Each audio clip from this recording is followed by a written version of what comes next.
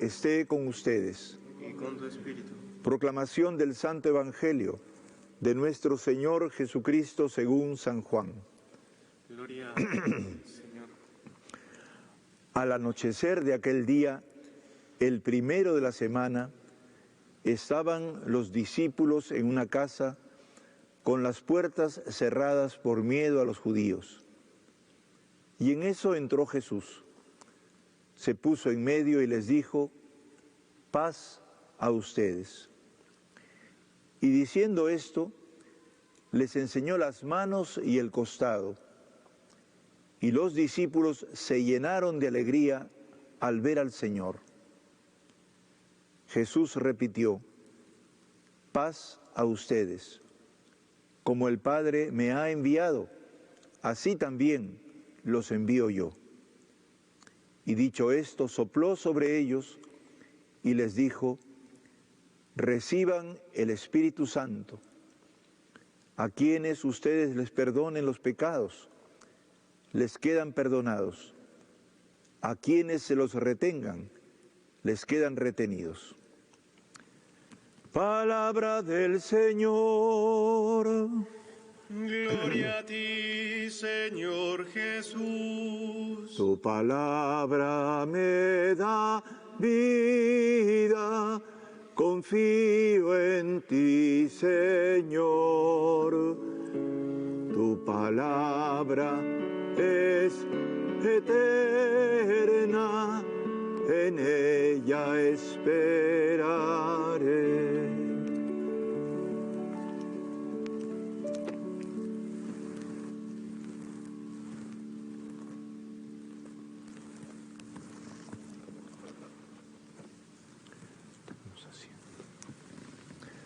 Queridos hermanos y hermanas, llegamos después de 50 días a esta fiesta que originalmente fue una fiesta campesina en donde el pueblo campesino, rural, recogía los frutos y empezaba la cosecha en Israel. Posteriormente se adecuó esta fiesta y se entroncó lo que era la Pascua con la promulgación de los mandamientos por parte de Moisés en el monte Sinaí a los 50 días. Y por esa razón los hebreos tenían tal culto a la ley que era prácticamente el hacer frutos que venían a consecuencia de el respeto y la obediencia a la ley, lo que hacía primar la vida de los hebreos. La Iglesia quiso que este día en que Moisés promulgó los mandamientos de Dios, hacer posible que todos recibamos el Espíritu de Dios, con el cual los mandamientos se graban en el corazón del ser humano y se hace testigo. ¿Por qué? Porque Jesús les dio su Espíritu para que ellos sean realmente testigos y no solamente cumplidores de normas. Hoy día el Papa ha dicho justamente eso. Este es un día para dejarse inspirar y aprender no solamente a cumplir los mandamientos, sino a realizar creativamente la voluntad de Dios, que siempre tiene sorpresas para nosotros, como fue sorpresa la presencia de Dios en el cenáculo, como vemos ahorita en el texto del Evangelio de Juan, como también en el mismo cenáculo, al parecer un poco más tarde, aparece este estruendo, este ruido, este viento y estas lenguas de fuego que se depositan sobre los discípulos y que está narrada en el libro de los Hechos. Por lo tanto, vamos a meditar hoy día hondamente en el significado del Espíritu Santo a través de estos textos que nos iluminan también nuestras situaciones actuales. En el primer texto están encerrados los discípulos y Jesús va a enviarlos para que salgan y se abran. En el texto de los Hechos el ruido es el impulso mayor todavía del envío dado por Jesús, que ha soplado sobre sus discípulos y efectivamente reciben la misión y la realizan, salen del encerramiento. Cosa muy importante para todos nosotros que también hace ya un tiempo vivimos encerrados y vivimos en sístole y diástole. A veces salimos y a veces también nos enfermamos producto de las salidas. Otras veces, si lo hacemos con cuidado, estamos tratando de velar por el otro para que no le pase nada. Y también otros salimos para ayudar, para servir. Los discípulos salen en esa misma línea del servicio para anunciar la palabra. Y por eso esta palabra es una palabra que se complementa con la del texto que ustedes han escuchado en el Evangelio en relación a Hechos de los Apóstoles. Ellos hablan unas palabras que tienen que ver directamente con lo que les ha dicho Jesús dentro del encerramiento. Reciban el Espíritu Santo, a quienes ustedes perdonen los pecados les quedan perdonados, a quienes se los retengan les quedan retenidos. Cuando las palabras son de perdón, cuando las palabras son de comprensión y de corrección, porque acá dice que los retengan, no dice que no les perdonen. La retención es una forma de perdonar, es educando, es exigiendo un poco, por un tiempo. Cuando se hace eso, la palabra que penetra en la persona la hace recapacitar. Si uno va con una actitud de condena, de destrucción, de agresión, de insulto, de prejuicio, la persona queda paralizada y no cambia y no mejora. Por eso es que los textos son complementarios. Los discípulos han salido a hablar en lenguas. ¿En qué lenguas? En la lengua del fuego. La palabra fuego se dice o se compara a la palabra hogar, ¿no es cierto? Hogar es fogata, fogar, ¿no es cierto? Y el hogar es el lugar en donde nos encontramos en familia, calientitos, como muchos de ustedes que están ahorita viendo, ¿no?, esta misa. Y en ese hogar nosotros encendemos el fuego, que lo vamos a hacer ahora simbólicamente a través de una vela, después al final de la misa, y que representa lo que es el verdadero hogar, fuego de amor, fuego que nos calienta y nos ayuda y nos alienta, nos crea un clima para mejorar, para cambiar, para amarnos, para ser amado. Y ese es el fuego que crea la posibilidad de la palabra de los discípulos que penetra todas las lenguas. No es que los discípulos eran pues expertos, aprendieron de un momento a otro como magia, ¿no?, a hablar todas las lenguas. Hablaban en su lengua, pero los entendían en la otra. A eso le llamamos el lenguaje del amor. ¿Qué gestos harían? ¿Cómo hablarían? ¿En qué modo lo sentiría la gente ver caminando por las calles diciendo las maravillas de Dios que todo el mundo entendía, todo el mundo comprendía? Hermanos y hermanas, la Iglesia está llamada justamente a eso, y si ha durado la Iglesia en la historia, no ha sido por su poder económico, ni por las tierras que tiene, ni por la jerarquía que organizó, ni por el clero separado que perpetuó este proceso, sino porque las palabras vienen de Jesús y son palabras de vida. Y hay el residuo más hondo, a pesar de nuestro pecado que muchas veces hemos cometido como Iglesia, en que se irradia ese amor más allá de nuestras propias palabras. Nosotros somos simplemente siervos inútiles que ponen a su servicio, al servicio del Señor, su palabra, su boca, su aliento, para que se convierta en el aliento de Dios. Y por eso en este texto se nos invita a la misión. La semana pasada habíamos comunicado a todos que iniciamos el plan pastoral, en donde nuestro lema es: todos somos discípulos y misioneros en salida. Todos, toda la Iglesia, no solamente los sacerdotes, los laicos, las personas, todos podemos ser transmisores de la palabra de aliento, de amor, de amistad que el Señor nos invita a tener. Porque la humanidad vive multiplicada en diversidades, y esas diversidades no son contradictorias, sino que son complementarias. Pero para aprender el camino del complemento se necesita del comunicarnos el amor por el cual todas las diferencias surgieron.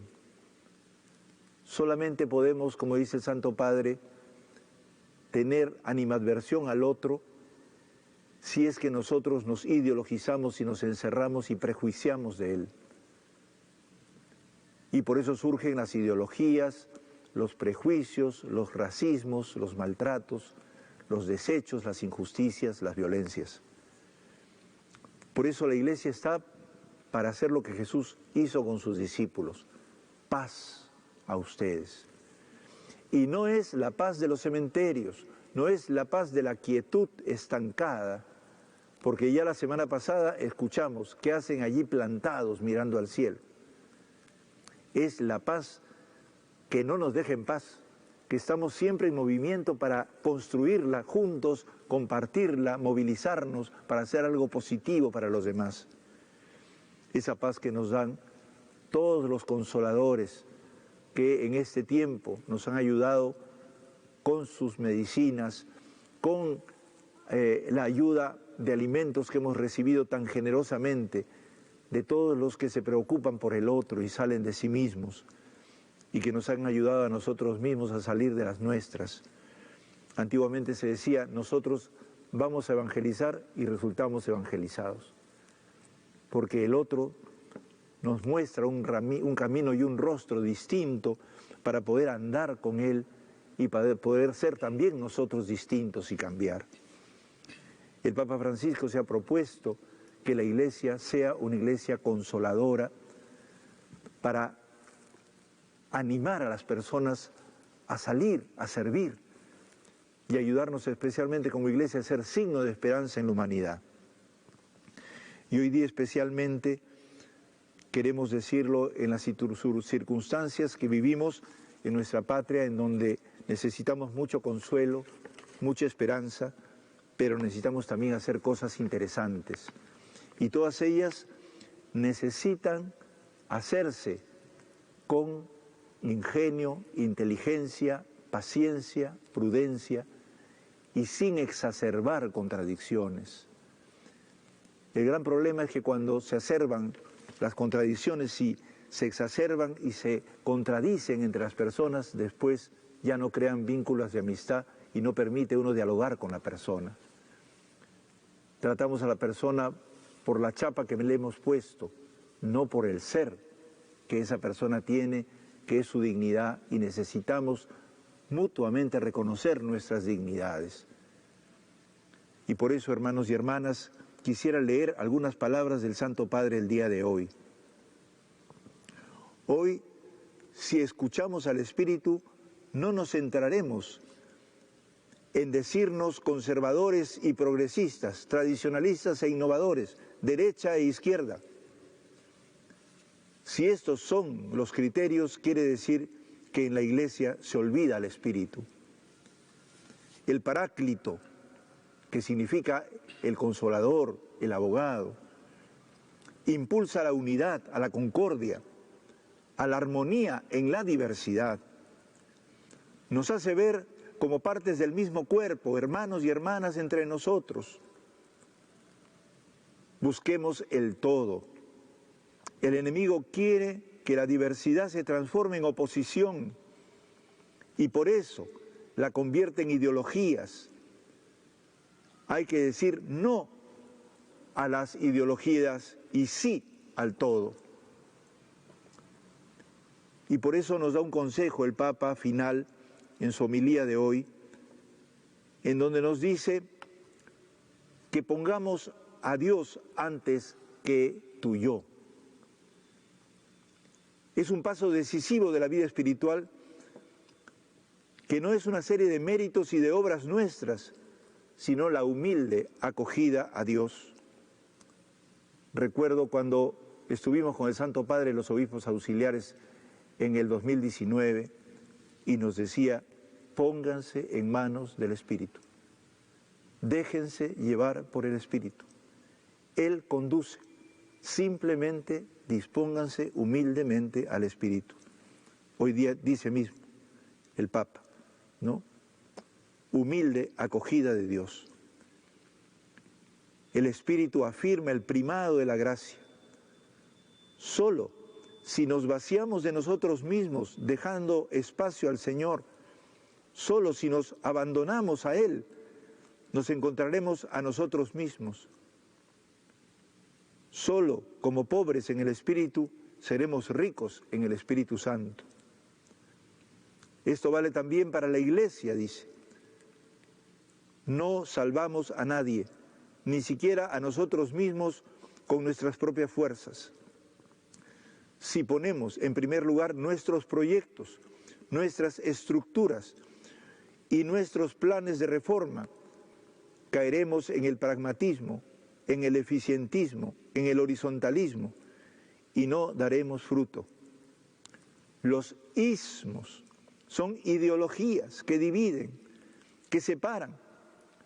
La Iglesia no es una organización humana, es humana, pero no es solo una organización humana. La Iglesia es templo del Espíritu Santo.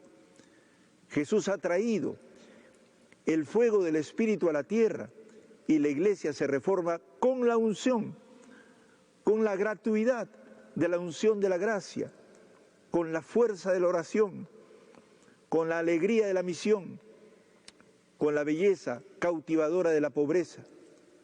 Pongamos a Dios en primer lugar. Por eso, hermanos y hermanas, en este momento difícil que vivimos, pero esperanzador, porque estando todos en debilidad, aprendemos que dentro de la debilidad necesitamos una fuerza, pidamos la fuerza especial del Espíritu Santo que nos hace hermanos y nos permite comprender lo mejor de cada uno y construir unitariamente la vida, tanto en nuestro país como en la Iglesia. Por eso les pido profundamente, especialmente a todos mis sacerdotes, que desechemos los ismos y las agresiones en torno a los ismos, de un lado o de otro, y más bien amémonos como hermanos, que para eso nos ha creado Dios.